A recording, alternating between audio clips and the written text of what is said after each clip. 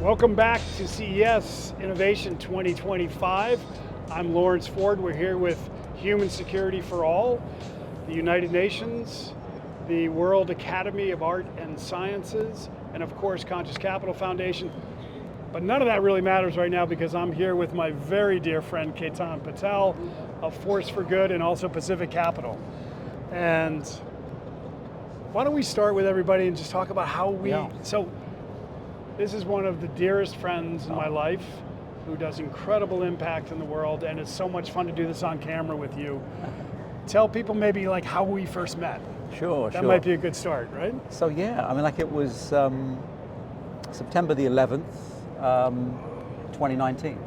Wow. 11th, 12th, 13th. And Lawrence, you were holding an event at the UN, sponsored by the UN Office of Partnerships and UNCTAD.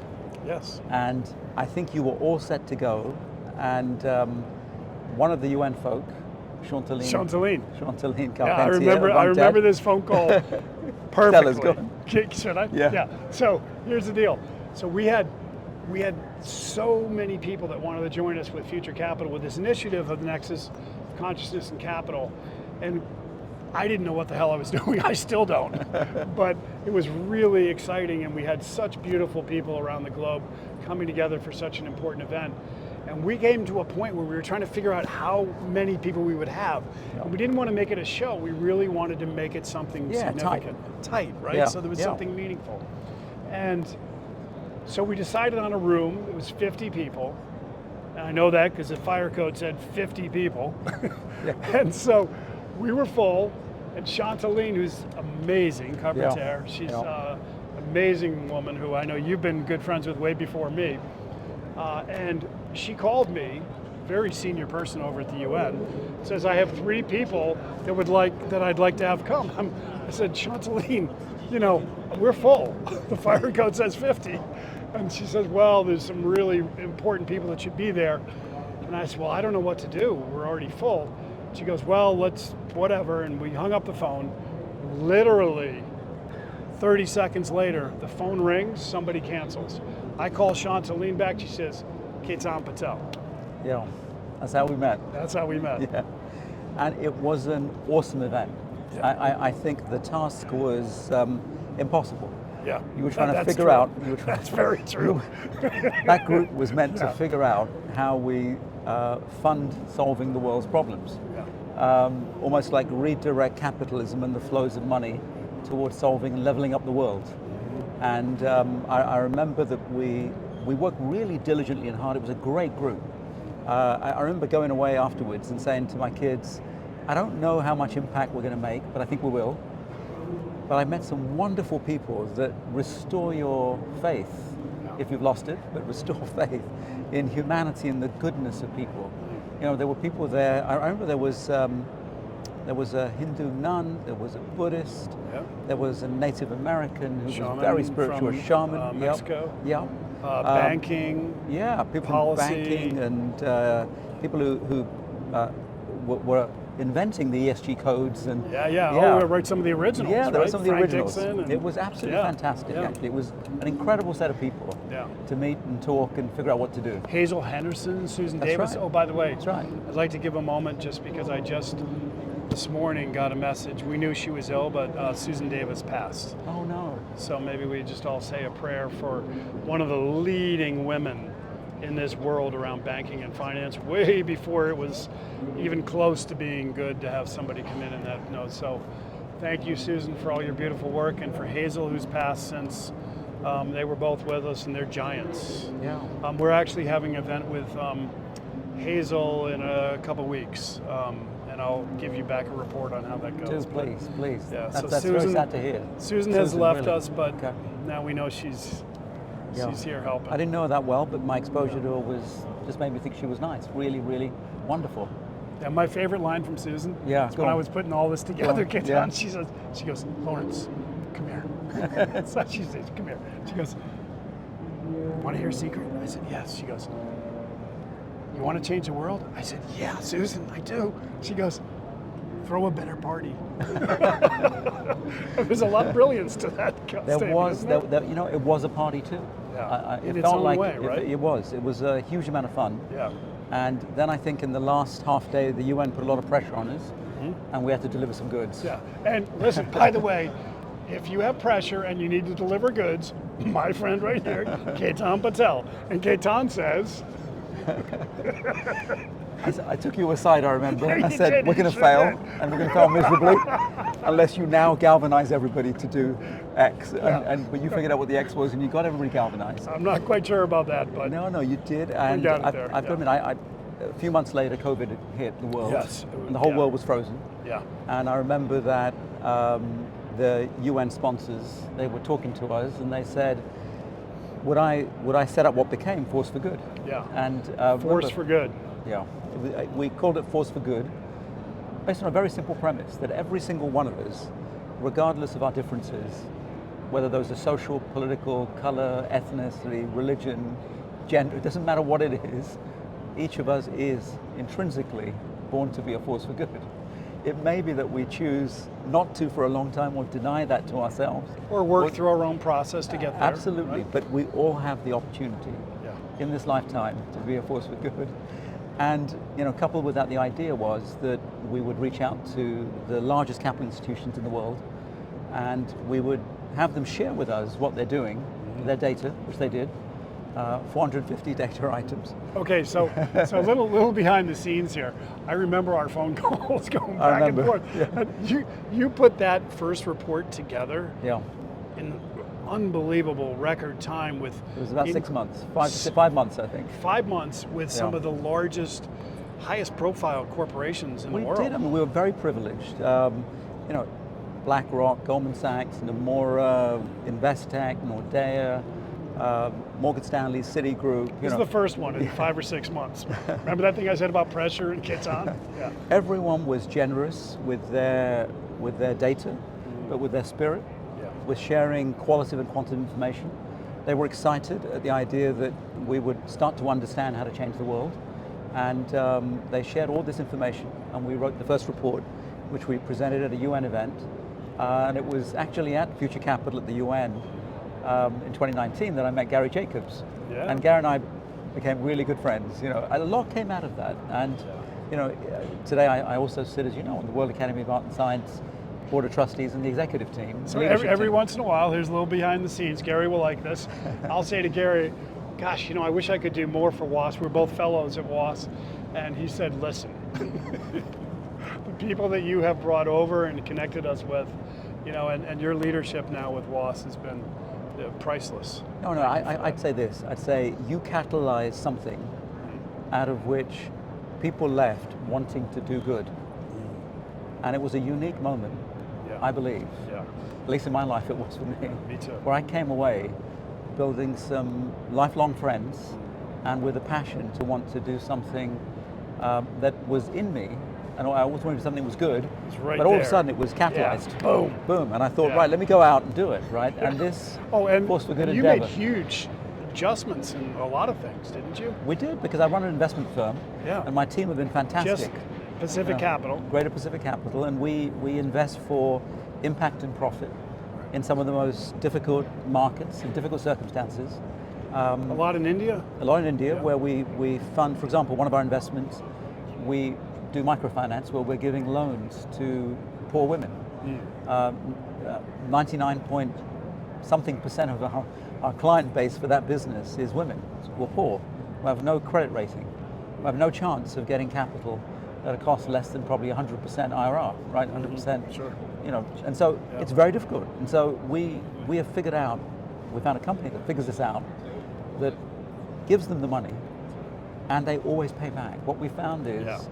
poor people, especially women, It's poor amazing women, when you are give responsible. somebody Yeah. an opportunity, Yeah, they right? are. And they appreciate Yeah. it. And we do that with electric vehicles and a few other things too, where electric vehicles for the poor at a price point that's more like $400 or $450. So a poor person can have mobility. Fabulous. So we're learning how to apply capital, find that return, and it's difficult to find a return in these countries sometimes. Yes. But find that return and make an impact. So I'm delighted. So, I had a job, I have a job, and we're doing Force for Good as well, and we're in our 5th year, writing It's fifth year. Fifth year. And you just released, because I know it came across my email yesterday, right? Yesterday. So this is live, hot news. So Tell us about this most recent report. So CES is our host for launching Technology as a Force for Good. It's an enormous detailed report, over 100 pages, that is multidimensional in looking at technology and how technology can impact the world. So firstly, for example, we look at the geopolitics of technology. There is a fierce competition amongst nations, which America is leading. China is second, the EU is third, others are not, much further behind, in figuring out what is the technology that can build markets today and create a whole new future, a whole new civilization. Now, whoever wins in that race, I hope it's humanity as a whole, but if it is a fierce competition between players, history shows the winner of that competition ends up being the superpower of the day, which is why America's so focused on it, China's so focused on it. There is another way, of course, which is that we share the technology and the whole world gets raised. Imagine that. Imagine that. Imagine if we could learn to share. Just a little. Playing the Remember same that stuff in sandbox. kindergarten? Exactly. So that's one part of the report. The other part of the report says which technologies are ready, can be executed right now. We identify 19 technologies that are Ready the subject. at what stage? Ready to roll out right now. So for example, the internet's ready, but why is it that 2/3 of the world don't get internet? have access, I mean, why is that? What is that? It makes no sense, Yeah. right? So why is it that 60% of the world don't have a bank account they can really use? It's just there, they don't really use it. They have no financial product. They're that no last insurance. mile that's lost. That's right. So it's not like we haven't made the breakthroughs. So we said, which breakthroughs have we made technologically? And what's stopping us rolling them out? And here's what we find. It's not that people are mean and don't want to roll this out. It's not that countries don't want it. But there are true barriers sometimes to rolling something out. Some of those barriers are your What are mandate. some of the insights? Yeah, so that you some found? of your barriers are...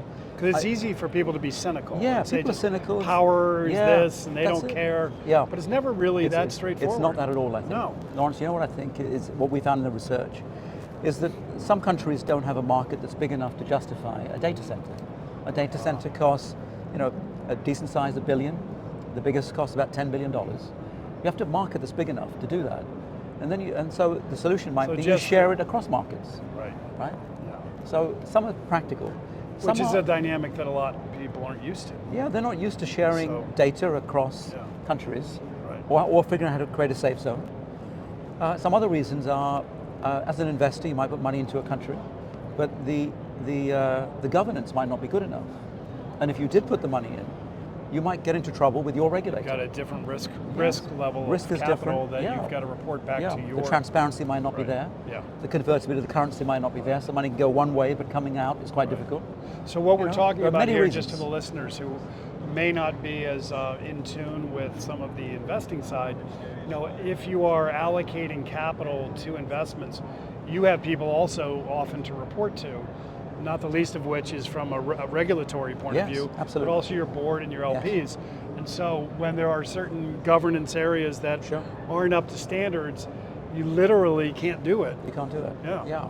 What we have found though is if you take all these markets which have the biggest gaps in achieving the UN Sustainable Development Goals, which if they did, they would level up, right? We'd get a higher level for the whole planet.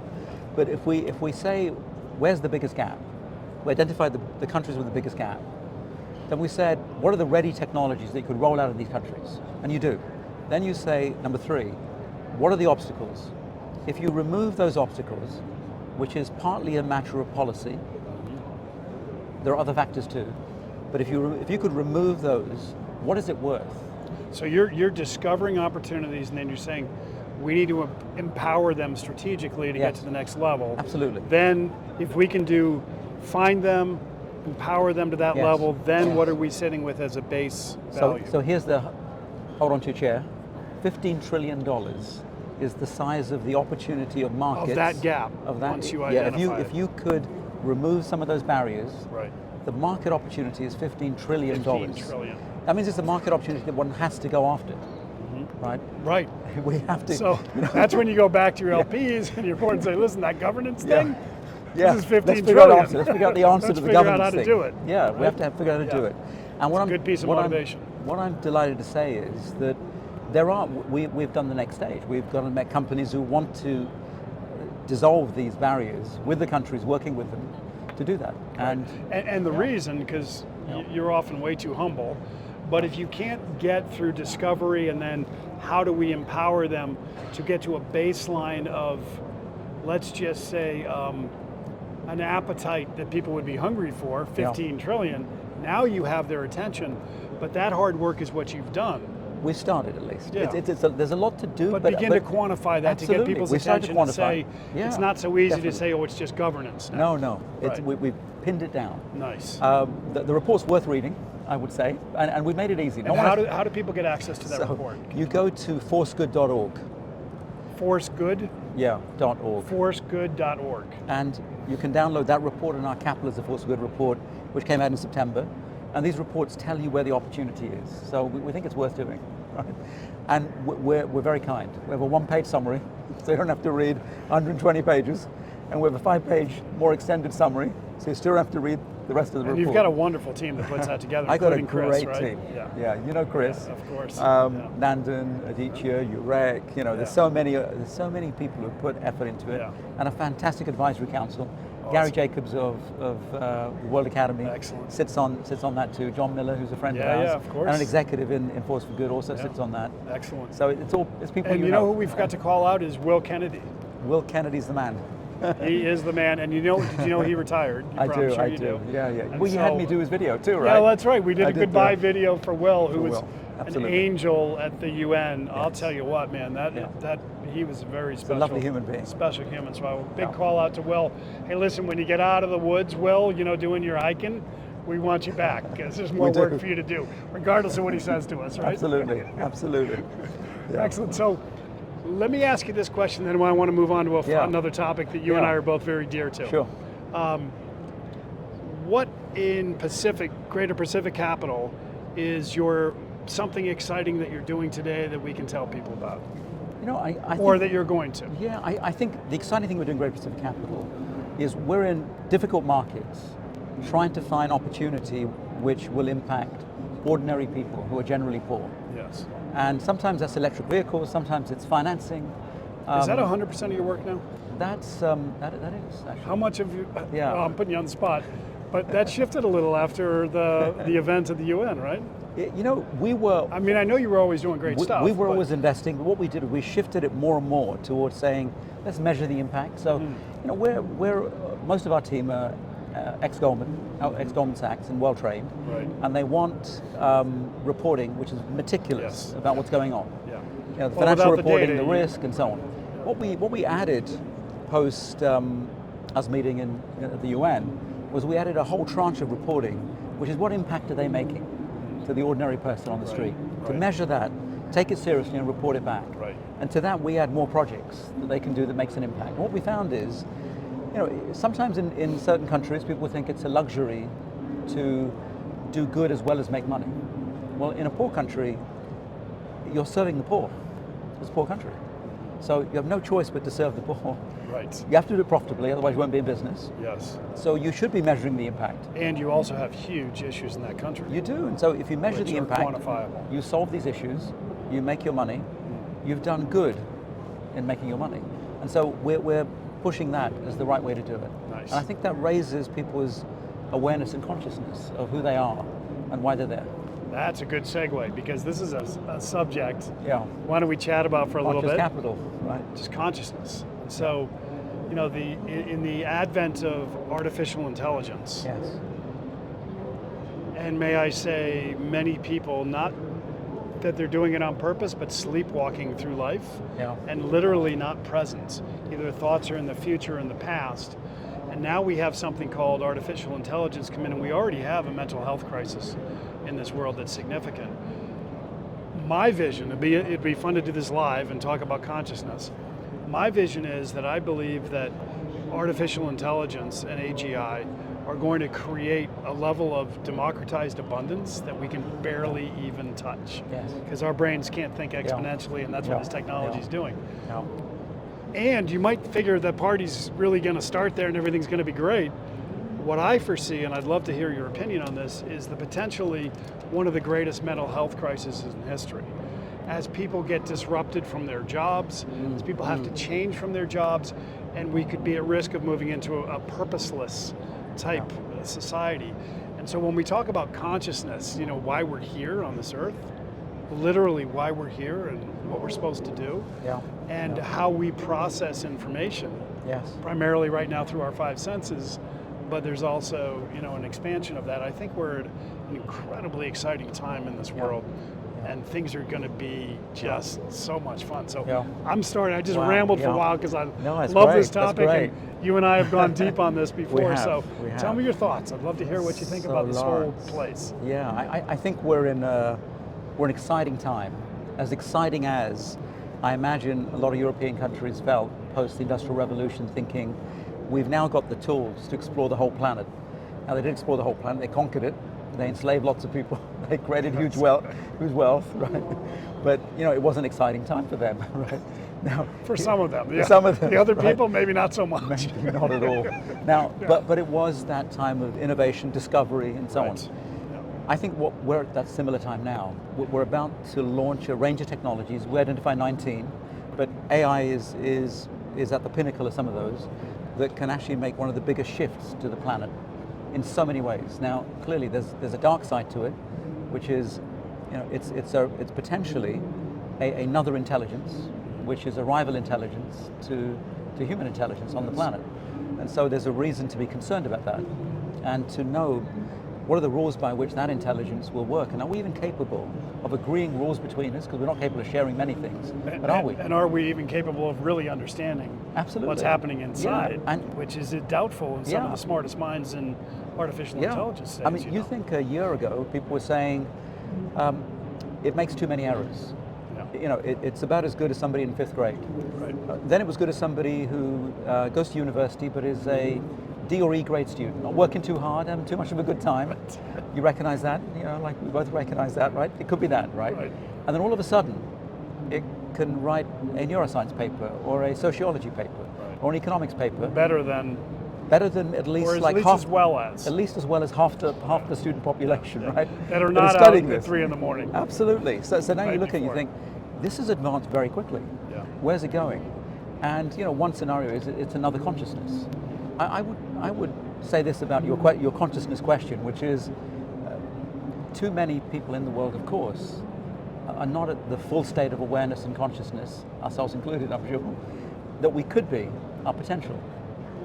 Wouldn't it be good to have an aid that is intelligent, conscious, has absorbed every piece of information the planet has ever created on consciousness? Every great teacher, spiritual leader on the planet, absorbed all of it, knows you perfectly because it serves you at work, at home, it books your tickets to go to the theater, it books your restaurants. It deals with everything in your life as a tool, but it also has access to this repository of knowledge. And it figures out for you the program to enlighten you, to make you fully conscious and aware. I think we're also on the brink of that era at the same time as the dark era. Yes. The Which bit is in kind of between, how it works, right? It is, yeah. The greater the opportunity, the greater the potential risk. The journey in between is going to be fraught because we're going to lose jobs while we create new jobs. Here's another one, hold on to your chair, right? Yeah, it is, because this disruption, the transition, the longer it is, the more chance there is we end up in conflict with each other. Right. Because we're competing for a smaller pie. Yeah. Once we break through, the pie is much bigger, and there's less reason to compete for all of it because we can share. So, as a leader around the globe, my friend, what would be your message to other leaders and people in general about this? How do we navigate? It's okay, here we are, right? You and I are on a sailboat, right? Yeah, how are we going to navigate and the you're sailboat? navigating. There's some dark clouds up here. There's a lot of sun. We can see the Caribbean islands out there. I don't know that I'm a global leader, but at least I'm somebody who travels too much for sure. Exactly. So you tell me which. I'm steering. Where do we go? So our report gives a navigation path. It says we're here. On the other side of the transition, the world looks like this. and we mathematically modeled it, qualitatively described it, so it's quantified and qualified, and we've said this journey is the most dangerous part. There's a chapter dedicated to the dangerous part of the journey, because usually in a transition of great power, especially if it's at the same time as a transition of eras, you compete for power in a predatory manner with each other, and you're likely to kill each other, have wars, compete on trade unfairly, and destroy we've been things. doing forever. Yeah, and so it gets intense in this period Yes. because there are transitions of power. Right. And so this is the time when actually we need to agree how we hold hands, work together, have a common agenda. It's really the calling of the time, right? It is. This and is so our time. part of your report has been following that metaphor of us sailing here together. Yeah. You've really kind of mapped out some of the reefs and We tried. shipwrecks. We And tried. Watch out for Yeah. them. Yeah. Tried. Nice. Yeah. Thank you. Always such a pleasure, my dear My friend. pleasure. Thank you, my friend. Yeah, thank you Good for to the see great you. work you do. Very good to see you. And look it up. It is Force website. Good. Forcegood.org. Thank you. Thank you.